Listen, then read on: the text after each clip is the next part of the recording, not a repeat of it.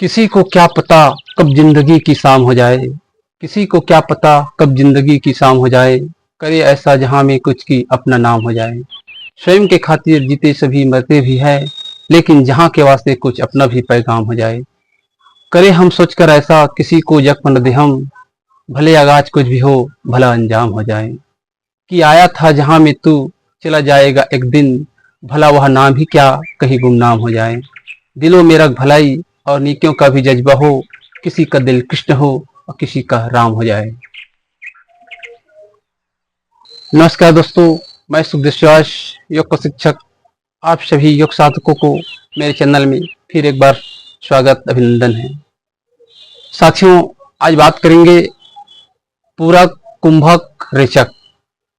पूरक कुंभक रेचक चक्र के बिना कोई भी व्यक्ति प्राणायाम का अभ्यास नहीं कर सकता। इसका सही से जानकारी नहीं होगा तब तक योग प्राणायाम का लाभ पूरी तरह से नहीं मिल पाएगा। कई लोग बोलते हैं कि हम लोग योग प्राणायाम करते हैं, परंतु हमें पूरी तरह से लाभ नहीं मिल पाता। इसका सिर्फ एक ही कारण है, पूरक कुंभक रेचक की जानकारी का अभाव। इसके बारे में आइए समझते हैं। पूरक कुंभक रेचक क्या है? पूरक, हम जब श्वास अंदर लेते हैं, इस प्रक्रिया को पूरक कहते हैं। कुंभक, जब श्वास अंदर लेने के बाद श्वास को रोकना, इस प्रक्रिया को कुंभक कहते हैं। और रेचक, श्वास को छोड़ना अर्थात बाहर निकालना, इसको रेचक कहते हैं। इसका अनुपात भी है 1:4:2। अर्थात मान लीजिए हम 1 सेकेंड में श्वास को अंदर लिए हैं तो 4 सेकेंड तक उसको रोकना है और 2 सेकेंड के अंदर में छोड़ना है। तो 1:4:2। इसका प्रयोग आप भस्त्रिका प्राणायाम, अनुलोम विलोम, नाड़ी शोधन में कर सकते हैं। योग साहित्य के अनुसार पूरक दोष रहित होकर किया जाता है, सौम्य, ध्वनि रहित और सहज होता है। हमारे योग ग्रंथों में पूरक पर ज्यादा ध्यान नहीं दिया जाता, क्योंकि सांस लेना एक स्वाभाविक और अनिवार्य प्रक्रिया है। इसके बजाय प्राणायाम ज्यादातर अभ्यास से कुंभक और रेचक पर केंद्रित होते हैं। जितना हो सके अपनी सांसों पर ध्यान केंद्रित रखें। ध्यान रहे कि सांसें ज्यादा न खींची जाए और पेट से सांस न ली जाए, क्योंकि इससे फेफड़े का ठीक से विस्तार नहीं हो पाता और मस्तिष्क पर, हृदय प्रणाली पर आवश्यक दबाव पड़ता है। पूरक कुंभक रेचक का लाभ।